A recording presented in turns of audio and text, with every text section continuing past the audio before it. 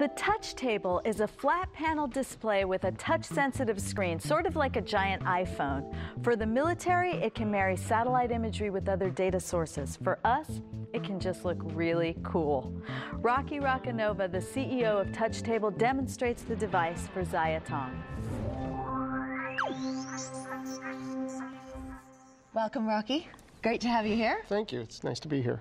Now, how was this touch table developed? The touch table was developed as a tool for teaching children geography. A children's tool, a little bit high-tech, do you think? Yeah, very high-tech. It's interesting. It's very similar to an iPhone, and you just use your hands, and you can zoom in and zoom out. It's multi-touch. Oh, wow. Pretty much a regular LCD screen, and it has light-emitting diodes along the edges and then receivers on the sides. So when you put your finger down, it breaks a beam, and the computer figures out where you are. Wow. And it's like sending a mouse command to zoom or... That's great. Can we see where we are right now? Sure. Just zoom right in on that. And loads really quickly as well. Yeah, this is connected to the internet, to Google Earth. It's a commercial application. You use it to find restaurants. We're here. This is the studio. Yep. Excellent. You can do all kinds of things, including looking at things in 3D. You can zoom out a little bit and look at the LA Basin, the valley. Oh, so you can see the Hollywood Hills and everything right around. Here. So what kind of people use the touch table right now? It's used in military analysis. It's used in intelligence analysis. So it's almost like a war room table. Yeah, remember the old sand tables like from World War II? This is an electronic version. And what's nice about it, when I move a ship on this thing, all the other command centers, their ships move at the same time, and we can discuss it. So you guys just use Google Maps, or? No. This is another application that we run on the table, and it's a little more industrial strength than Google Earth. It's from a company called ESRI, and it's a real geospatial information system. So this is what the military uses? Yeah. Okay. This is and oil and gas industry and Federal Emergency Management Agency. You know, all of the first responders are interested in this kind of thing. So where shall we go? I'll take you to a place that's been in the news lately. This is a facility in Iran that was originally advertised as a research facility. A research facility is very different than a production facility. Okay. It's out in the middle of the desert. Just a couple of buildings. They hold a couple of small gas centrifuges for research. Okay. We know this because weapons inspectors have gone there. And sometimes things aren't as they seem. And part of having a table with experts standing around it is you discover things. So let's go back in time. I'll take you back through 2004, 2003, 2002. And this is the site under construction. Looks a little different. It looks a lot different. These are two huge facilities here that aren't even inside the perimeter fence. And they've been covered up sort of over time? Yeah, and if you look, go back in time, you can see where the dirt came in and kind of replaced the desert palette, if you will, to kind of conceal a very large part of this facility. They turn out to be very large gas centrifuge halls, which is important in the production of uranium. Wow. But you can go to the UN and say, you know what, tell your inspectors to go take a look in there. And That's if you remarkable. didn't know, you'd come in here, you'd go visit, say, hey, everything's fine. And so is the idea that you're just able to share all this data with people no matter where they are? Yes.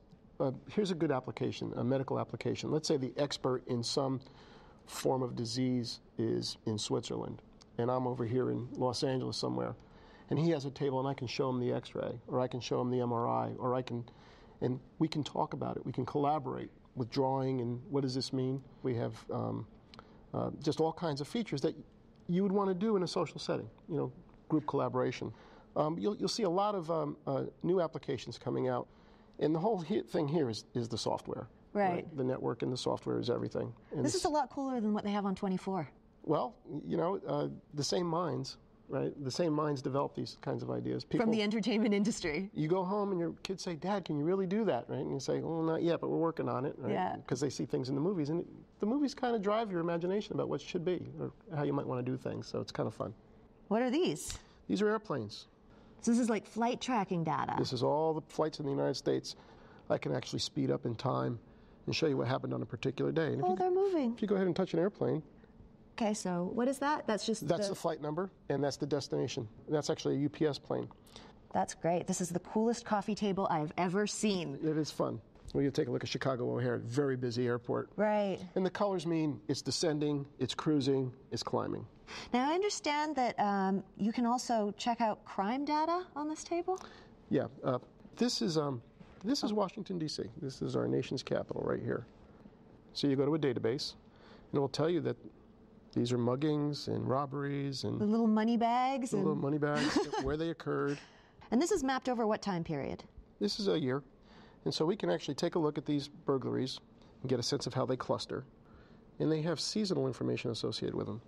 So these are the hot spots. These are the right. okay. That's December. But let me go back in time and see how the crime moves around the city. If you take a look what happens in August, September, crime kind of moves closer to where the freshmen are coming in with their laptops and their dorm rooms open. Laptops are walking out the door. So the crime actually moves closer to the universities. To the universities. Wow. And so you can get a sense of how you might deploy your officers in the most effective manner.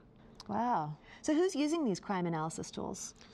Quite a few major metropolitan police departments, Dallas, Philadelphia, Chicago, and even the city of Moscow. Wow, a lot of people. They're using the table. Using the table. So how much does a table like this cost? It's about $59,000 as is. Okay, so it's still not really affordable for most people yet. Well, no, and it's not affordable for schools yet, but that's where we're heading. Well, it seems like a lot of the tools for the touch table are used for like covert operations almost. Do you have any just plain fun, innocuous games or anything like that? Well, while the table is a serious analysis tool and collaboration tool, we do have some fun things you can do with it, like pool. Pool, which is just a big model of physics. It'll behave the way a real pool table behaves. Okay, let's give that a go. No time to chalk my finger, but oh. That's great. That's what I usually end up doing too when I lose. Yeah, I'm not very good at pool. That's great. Thank you so much, Rocky. My pleasure. I'm keeping this one. Okay. Really? We'll send them a bill. That's great.